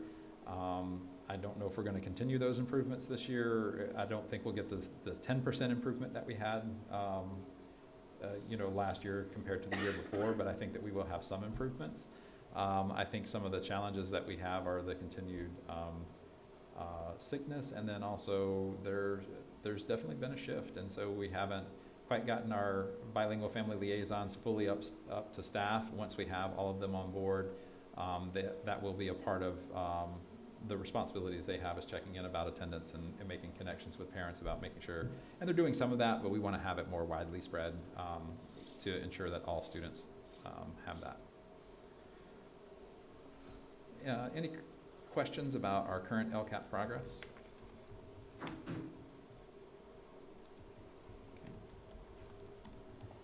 With that, I'll conclude the superintendent's report. Thank you. Okay, moving on to item 9, approval of agenda consent items. Kathy, if you'd like to read the. So it's warrants, the minutes, personnel reports, contracts, and an employee conference workshop attendance request. Okay, is there any item that board member would like to remove or have questions on? Any discussion? No? Okay, I move to approve. all right, is there a second? I'll second it. Okay, all those in favor? Aye. Aye. Okay, consent calendar is adopted. Moving on to 10.1, resolution 25-04, reduction or discontinuance of certain certificated particular kinds of services for the 25-26 school year. Okay, so these are the reductions that we discussed earlier. The way the law sets out and the differences in our units, we have to break these out certificated and classified for any layoffs. So reduction in particular kinds of services just outlines the particular areas in which we are seeking reductions. So you'll see on this list that we have on the resolution, the multi-subject elementary teacher on special assignment. So these are TOSA positions that we have at Dana Gray and Redwood. Multiple subject elementary teachers, so that's one at each site that we talked about with the reduction in enrollment at both of those sites, the middle school humanities teacher, and then high school freshman seminar personal finance teacher. This reduction is not taking away that program, but it's just adjusting for the number. Currently, we had such a large freshman class that we had to add more. And so we will have back to basically one full-time equivalent that will be serving there. Any questions about those reductions? So I always remember hearing great things about the TOSA, and now we're going to cut 2 of them. So. And so what this resolution does is it gives us the latitude to be able to do that if necessary based on budget. So it's always worst case scenario at this point, and if budget improves, we can look at ways of potentially adding them back in or adding some part back in. We've talked about, maybe even having one person who was a TOSA that's split between sites, even to provide some of that support for data. It's not ideal, but it would help fill in some of those gaps, because it's a lot of work back onto our principals for those positions. And I'm very aware of that. We also are seeing some proposals from the state, one of which is for math coaching support and money coming there, and we would actually qualify it at the level that they're talking about that. And so that might be a way that we could offset some of that cost too, with redirecting some of their efforts towards coaching and support for math. So there are some possibilities. And again, I want to emphasize for any of our public who may be watching that while this looks like a lot, I don't believe this will actually affect any teachers that we have. We have some attrition through resignations and some long-term leaves and things that will make it where I don't think any actual human being, it's really elimination of positions at this point. So no one's losing their job because of this? No one's losing their jobs. Okay. Any other questions? Is there any public comment? No. Okay, I'll entertain a motion. Move to approve Resolution 2504, reduction or discontinuation of certain certified particular kinds of services for 25-26 school year. And second? I'll second. All right, roll call, please. Trustee Babcock? Yes. Trustee Tatum? Aye. Trustee Schneider? Yes. Trustee Paoli? Yes. Trustee Octi? Yes. The motion carries. Okay, item 10.2, Resolution 25-05, determination of seniority among certificated employees with the same seniority date. So this is, informally called the tiebreaker resolution, and so this is if we do indeed have to enact a layoff, the order of which we would consider those folks. I think it may be a moot point at this point, but I think it's prudent for us to go ahead and have this approved in case there are some windows with which people can rescind certain things, and that would make it to where we would have to enact this. So I'll connect with our lawyer next week to follow up and give them a status update of where we are and get the advice about how we would move forward. But this just outlines, it's pretty standard, it's pretty similar to other districts that have had to do this. So. Okay, any questions? Comments? Is there any public comment? No. Okay, I'll entertain a motion. I move to resolution 2505. Is there a second? I'll second. Okay, roll call, please. Trustee Paoli? Yes. Trustee Oxty? Yes. Trustee Babcock? Yes. Trustee Statham? Aye. Trustee Schneider? Yes. Motion carries. Okay, number 3, resolution 25-06, discontinuance of classified employees due to a lack of work and/or funds for the 25-26 school year. So as we discussed earlier, this is the elimination of a few positions here. The first being our sub-caller position, which is no longer necessary, simply because we have switched over to the frontline absence management that has all of that piece built into it. So there's no reason to have somebody up at 5 in the morning making calls and taking sick calls anymore. So Just due to layoff rules, it's not something that we can do mid-year, so this is the time to do that, so that we pull that from the budget. Person's very aware that this was an outcome, so there's no surprises that we talked about this when we implemented the system back in the fall. It also includes 2 instructional assistant positions at Redwood, 2 6.25-hour positions, and a instructional assistant at Dana Gray, a .81. Again, these are positions that some have sat largely unfilled through the year for different reasons, just through we get fully staffed and then we have attrition or things like that. So I, again, don't see in any of the instructional assistant positions, they may get reassigned to another position within the district or within the school, but it's not going to, again, affect, no one's losing their job with this, just potential reassignment. So. Okay, so no one's losing jobs. You stated, okay. Any questions, comments? Budgeting tool. Yes. I assume any advertising for these positions, if this should pass, we're not gonna hire this for the rest of the school year. No, we wouldn't hire to turn around and have to release some. It's just I'm thinking for the second, like, interim reports coming up. Yeah. Correct. Okay. Any other questions or comments? Any public comment? No. Okay, I'll entertain a motion. I'll move to approve resolution 2506, discontinuance of classified employees due to lack of worker funds for the year 2026. Is there a second? I'll second. Okay, roll call, please. Trustee Oxty? Yes. Trustee Schneider? Yes. Trustee Babcock? Yes. Trustee Statham? Aye. And Trustee Gill? Yes. And the motion carries. Okay, item 10.4, attendance request for Avid student trip to University of Nevada, Reno. Okay. So you heard a bit about this with Kelly's presentation earlier. I don't know if there are any questions about that, but we're excited that our students get to have this really cool opportunity to see a lot of different regional programs. The only comment I had on this was that the this particular form had the old lunch rate on it rather than the updated lunch rate. Yes. It's super minor, but And just to note, I was originally going to abstain from this because it affects my son, but apparently I just found out tonight he will not be going, so I can now vote. He had to choose between an FFA welding competition and et cetera. And I noticed there's no budget for food? Or, Yep, that slipped past me, I'm sorry. I think that some meals can be provided through our school nutrition program, and we certainly have some different funds that can cover. I think our community engagement initiative can provide some of that that's not coming directly out of general fund. someone's gonna start. I was gonna start. We've got, we have ways to cover that for sure. Just And I checking. think if I remember, some schools, yeah, were, We'll provide some. and the hotels have breakfast. Yeah, so I think it may be dinners that we're looking at, so we can certainly find ways to support that. So.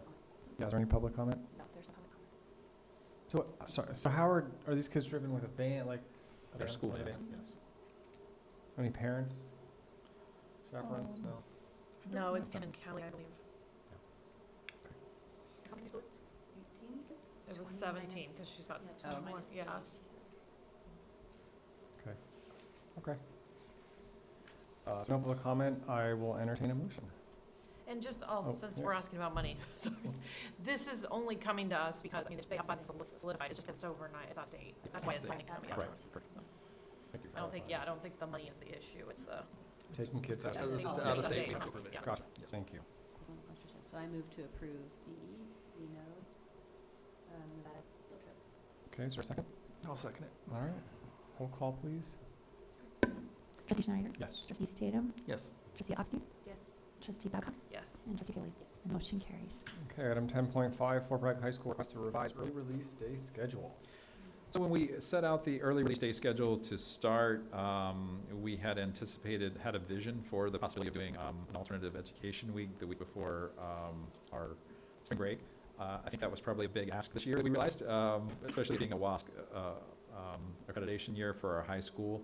So what we're asking is, rather than March 28th, switching that to April 4th, so we'll go back to having to accommodate the spring carnival that they do for our Redwood students here at the high school. So the carnival would then move to April 4th.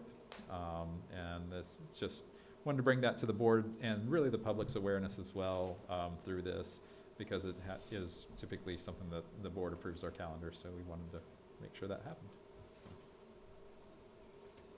So these are Fridays? They are.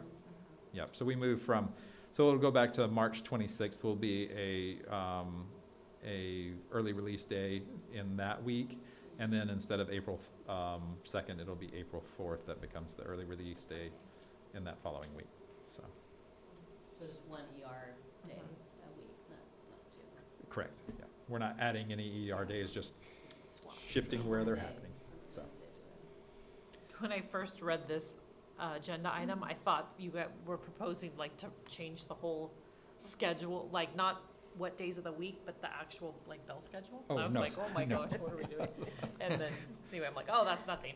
No, it's a pretty straightforward request. I just wanted to bring it forward, so.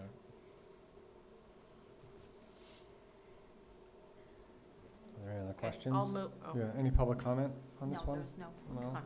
Okay, does change it to the Friday before a week off. So that's also spring carnival. Yes, that's the design, Intentional. is the, Yes. Okay, so people would probably like this, not, Yeah. yeah, okay, all They're right. gonna shut up in droves to complain, so. That's right. All right, I'll entertain a motion.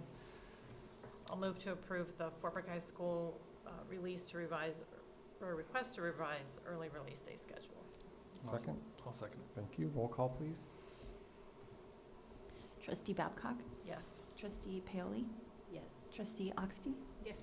Trustee Schneider, Yes. and Trustee Statham. Yes. And motion carries. Okay, item 10.6, memorandum of understanding with Fort Bragg Police Department for SRO assignment. and so again, this is the MOU that we have had in place with them. I just wanted to give an update as well around where we are with their SRO. So we have planned for March 10th through the 14th that the SRO will be attending the SRO training. This will be the SRO that we started the school year with, attending that training to complete the rest of the school year.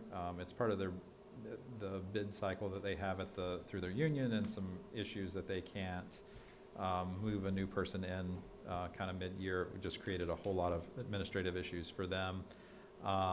And so we will finish out the year with that. They will bid this summer to get some interest. I think there's already some interest from a couple of folks to become the SRO for next year. We already have slots reserved in SRO schools that I believe are happening in late August. So the person will, if they don't start the school year, if that's the board's decision that we don't want them in place until they have had the training will happen pretty quickly within the school year, so that we'll have that person in place moving forward.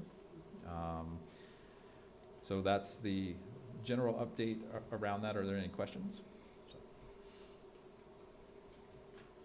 Any questions? Want to make sure there's not a group of people outside waiting to come in, talk about this? Not this time? There's nothing different in here. So this is the same one, so only action would be to, if we wanted to. We're going to state actually after the training in Correct. March. Yeah, just really providing the update and had on here as an action item in case the board had any different feelings about it. At this point, I don't think there's any action that's required other than. So we don't have to No. approve this. This is just It's given us the option to take alternate action. an opportunity for the public to comment if they wanted. Is there any public comment on this item? There is no public comment. Okay. I would just like to reiterate that the protocols that the school and the police department has discussed, that's all going to be reiterated before Yes. an officer goes back on campus. Yes, I will sit down and meet with the officer. In fact, I want to bring them into an ADCO meeting so that we can all together have a collective understanding of what the goal of the program is in the district, and making sure that our administrators have a confidential space in which to have a conversation and really make it clear what our expectations, what the police department's expectations are. Yeah. Look forward from there. Because I know what's on paper and what is practical in the school setting has been discussed, but I just want to make sure it's all revisited Absolutely, and we've got it all documented, so we can pull it back up. It's been Thank you. it's months since then, so. Okay, so no action there. Item 10.7, memorandum of understanding with Mendocino Coast Rec and Park District and Flockworks. So this one is probably a little weird if you read it, just simply because all Fort Bragg Unified is providing in this situation is the transportation to the program. It was a request by MCRPD's ensure that we, because we had some connection with it, that we were part of a three-party MOU around this. I had our legal team review and make sure that all of the liabilities and all of those pieces were in place at the proper level. If you look at this earlier, we still had the markup. I've made sure that the clean copy was put in here. That's still got a For comment you, that's comment. highlighted in there. I don't know how that. Working at 9 o'clock at night sometimes is not the best thing. So, and sometimes Word is just, anyway. It is the cleanest cleaner copy than what was initially posted, and we do have a clean copy available. But basically, we have a very limited scope of this MOU. It's literally providing the transportation that we're already providing as a part of our MOU with Flockworks. It doesn't have MCRPD listed as a party there. And the really strong part for Flockworks and MCRPD is they got to take advantage of some of our legal counsel to provide a little bit stronger indemnification language and make it a little clearer about that relationship among all three of the organizations. So. I had one question, because I don't work with a lot of school contracts until the school board, but the sexual abuse molestation insurance was a new one for me. Is that like a common one? That's very standard now in any situation where folks are working in close contact with students, and it's largely because of some of the changes that we've had in legislation that have really opened those up, that we want to make sure that's explicitly called out, because there are many school districts that are realizing that wasn't explicitly in their insurance coverage, and now the school district themselves are on the hook for those damages claims. I actually heard of one that reached back to the 1940s. And so obviously anyone involved in that is long gone. And so the school district just, they have to pay the money out at that point. It becomes very, very expensive. So there's a district even within our county who I've heard about $7 million in liability that they have from cases from the 70s, which again, most of the people involved are just no longer around. So is there a reason why there's two signature pages?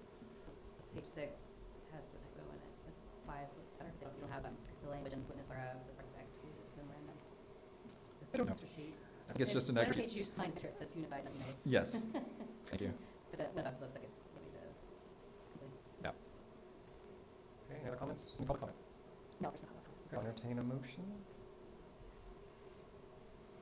I'll move to approve the memorandum of understanding with NCRPD Flux. Is there a second? I'll second. All right, roll call please. Trustee Babcock? Yes. Trustee Paley? Yes. Trustee Oxty? Yes.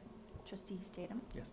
And Trustee Schneider? Yes. Thank you, motion carried. Okay, 10 point CSBA Board Policy Administrative Regulation Updates for December 2024. And so we had the first read on these last month. Are there any questions about any of the updates? They are numerous, as they tend to be for our start of the year, with new laws come into effect. So.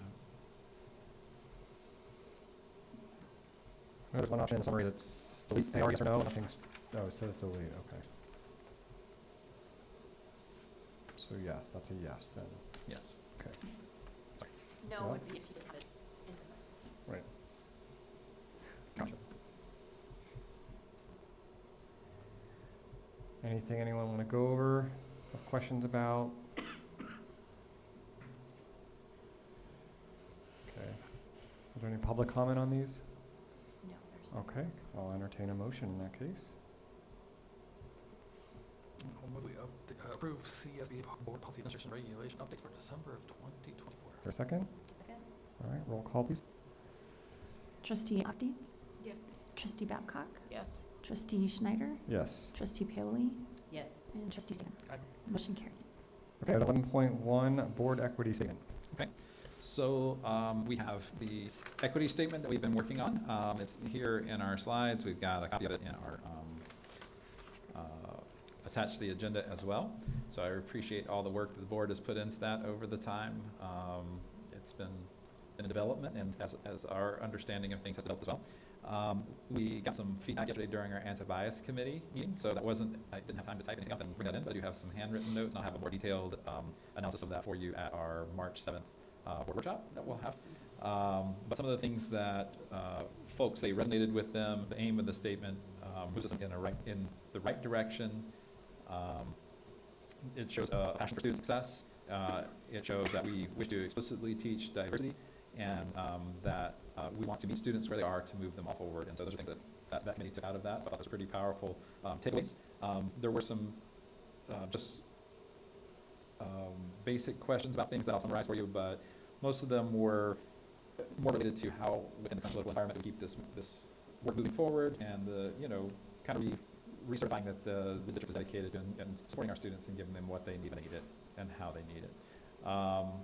And just seeing some of those connections that are out there that are really powerful, or those community partnerships, that it helps to break down some barriers that the board acknowledges exists and is working actively to work around, and really shows that the board would like to support students in exploring their passions and becoming fully realized adults who are successful in society. So again, more details come on that, but I was excited to get that feedback yesterday. So. Thank you.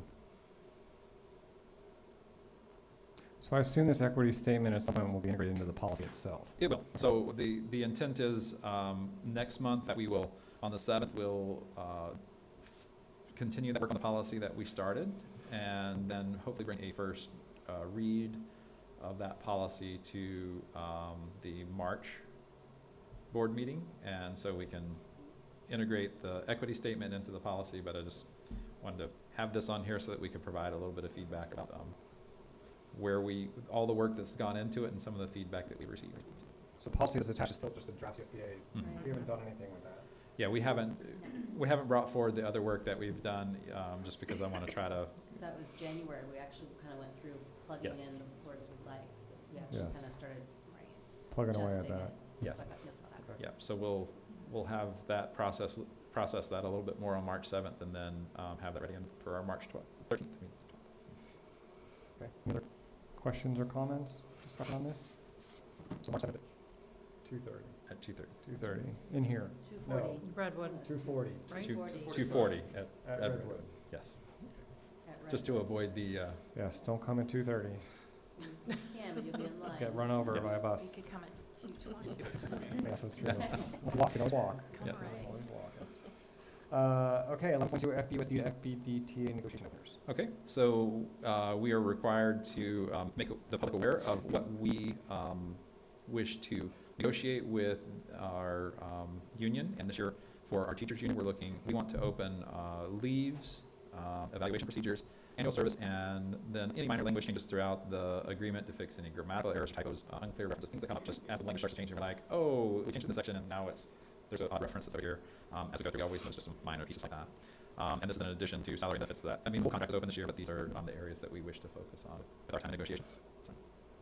So just to clarify, every 3 years, the entire contract's up, but in Right. between years, we can only bring up to 3 articles. Up to 3 articles. Each side can bring up 3 Yes. articles? Okay. So again, this is a year where the whole thing is It's completely up open. for discussion. Yep. Okay. So, but equity statement, can you bring that into negotiations? This is our whole basis of why we're, That might be an interesting fact there. So. I don't know, maybe just talk to your legal people if that's, because we have been tearing this, and of course it comes in at 8 at night, so we're not as flowing with, but, you know, we were at that January workshop, it just really the focus on how to reach a population of kids that we can will uplift everyone, so that's the whole point of, I would hope, also negotiations as well. Absolutely. Okay, anything else on, so this is our letter to them? Correct. Okay. Any questions? So now it's 30 days until, Until we can actively start negotiating, yes. so anyone is open, can send any comments between, Can send that to either our board comment or to me personally. okay, so anyone can comment on that? Okay, 11.3 FUSD to CSEA negotiation openers, again, our letter to them. Yes, and within this letter, in addition to salary and benefits, we are looking at Article 5 around work calendar hours and overtime, and Article 11, which is leaves, and just some pieces that need to be updated there. And minor changes again that for grammatical typos, unclear references. And what is CSA? CSEA is the California School Employees Association, so it's our classified union that works with or represents our teachers' aides, our bus drivers, support staff throughout the district, our Anyone who's not a teacher? They don't need to have a certificate. Custodians. They don't have to have a teacher's certificate. right, and they don't. Support staff. Yes. Yeah. So we've got great relationships with both of our unions, so I'm really looking forward to negotiations and for moving forward in what can sometimes be a little tense because of it just being a tight budget year. So. Okay.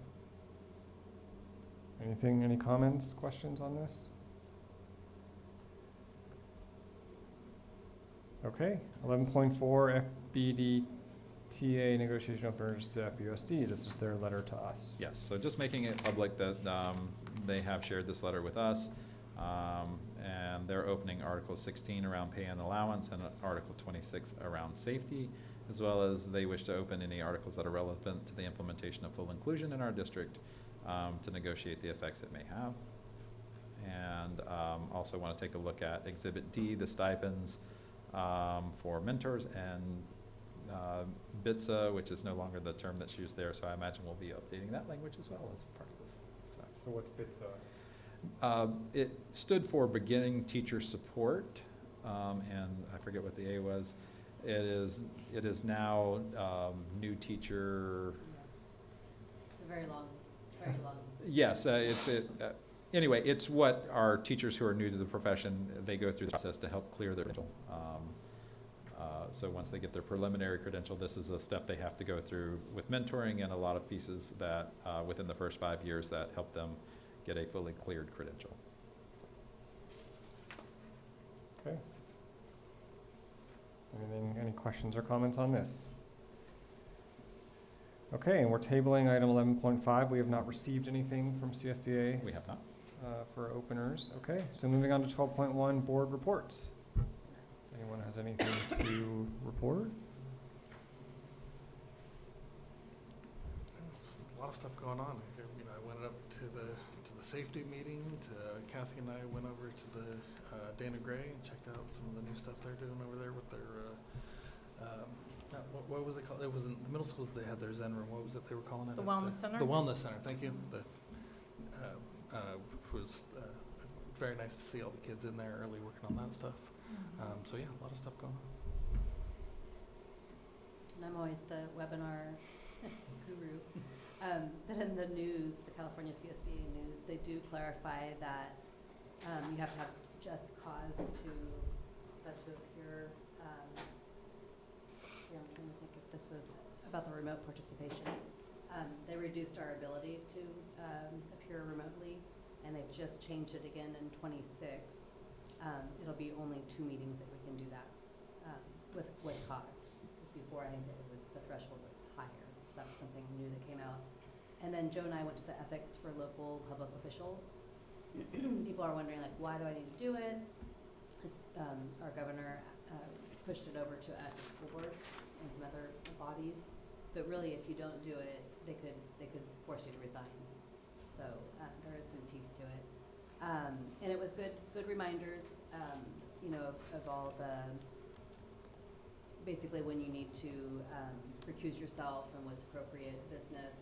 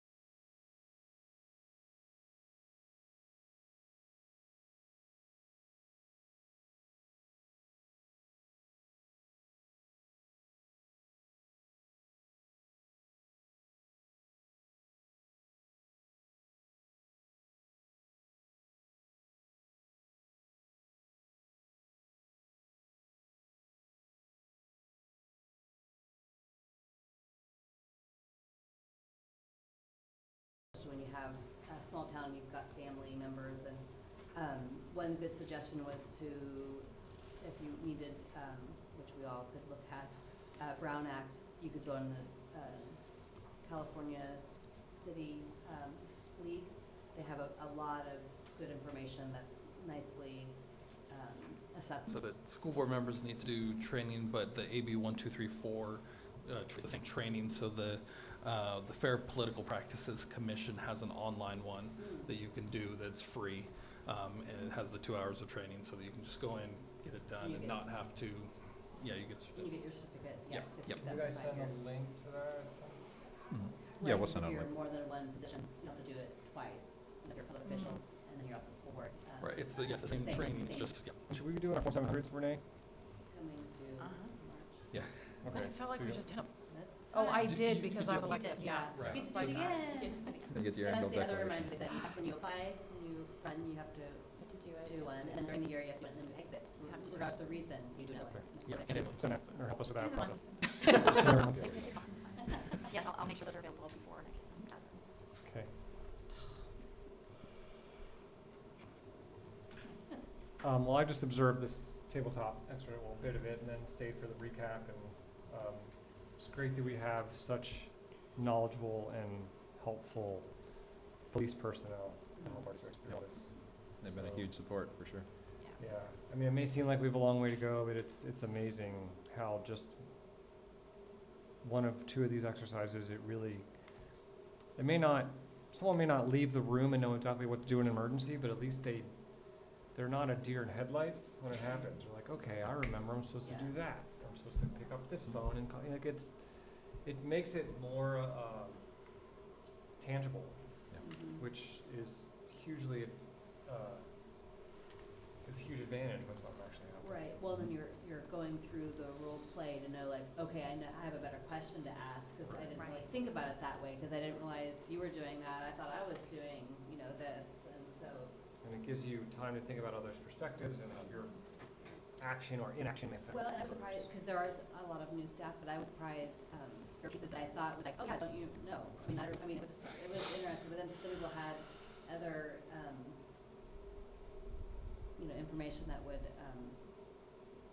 but in a moment in time, you need to be all on the same page. I just hope the momentum continues for this, because Yes. it feels good to know that we're helping to prepare. And getting structures in place so that we can continue that to improve. So, anything else from the board? I'll just do my shout out to Dana Gray.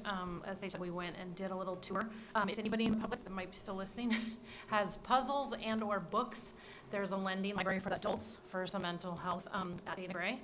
And I just, and being a former educator myself, what Erica has brought and the staff working together to implement there it really is some of the things that are very low cost, but very, I would think, high rewards. They're, not only are the kids have the wellness center, but they're now working on staff areas that are, little things. They have a little kind of like store that they use that money that they make from selling cup noodles and granola bars to, like, they brought on St. Pat, or no, it was a blue.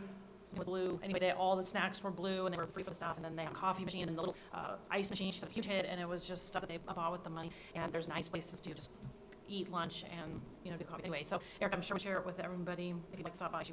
And the wellness center is pretty amazing. There's a wellness coach there. He's there in the morning to do the homework with the students that can't get it done. And they really were busy. I mean, we came back in after it opened and they were all on task doing, nobody was, running around amok. And anyway, it's pretty cool what they're doing. And then the calm corners in each classroom, we see one that every classroom has for the students. They've all gone through expectation stations, and it's just good stuff. I mean, we hear good stuff here at the board, but actually see it, anyway, it's great to be on campus and how cute they are. And I judged the doors, which I know who had Jamie with here tonight, who actually won, because it's stressful. Like, there was 3 of us there at the same time, and I didn't want to be a winner. But boy, the kids were excited. We had one, and there was a little dog. Is it Joseph? What do you call the person that does the door? Joseph. So there were two little docents out in the hallway. They gave us a spiel about their door, and it came out into the hallway. I mean, those kids are going to be ready for homecoming. But anyway, it was great. It really, so I'm excited that we're going to start doing some more visits to campus. And anyway, it's good juju and reminds me why I stay here at Thursday and have read pages and pages of work packet, that it's, we're doing good stuff in Fort Bragg Unified. So thank you to everybody that does great things for kids. Anything else? Okay, advanced planning suggestions for future board meetings. So I did want to follow up, I know when we had our workshop on Monday, we talked about the possibility of attending the SSDA conference. And if anyone had looked at their availability for that April 6th through 8th. It is spring break. It is spring break. That's time I normally would be working anyway because we have so many things that have to get done, so. So interested or available? I can't. Anyone else? I'll reach out to you because there's a chance. Okay. Yeah. Sounds We have good. to go back east, but maybe after that. So. Okay. Yep. Just let me know. We'll get the registration things to us. Okay. I really would like to, but it's really a bad time for my job. Yep. I'm just So say kind of time. excited to explore this, not new, but revived. organization. Yes, and I think that's another thing I could ask our county superintendent to maybe bring is the executive director to come speak to boards in the county because he likes coming to Mendocino County. He hung out with us when I was at superintendent symposium. He hung out with us a lot while we're there. I think he really enjoys the You know, connection. just about the coast. Absolutely. He said he loves coming out here for things, so it's. There you go. And there's different sessions on the line. Yeah. And they really have been, I mean, for Good, an hour, yeah. it's Mhm. not, you're like, wow, what am I, you got, tidbit. Renew. Okay, anything else for future? I don't know when we would get it in. I really would like to have a meeting on data, just one on, doing some study sessions on deep dives on Well, maybe, other things besides. Well, maybe a person could email, like a topic, agenda setting, so that it can be vetted out, that would work. You know, if you have an idea, and then I'm gonna look at the. And maybe a little more of the handbook, specific than make just sure I saying get data. the notes where we left off and get something forward, keep things running. Okay. Yeah, because the ball was dropped. I verified that, so there was no other, Oh. yeah.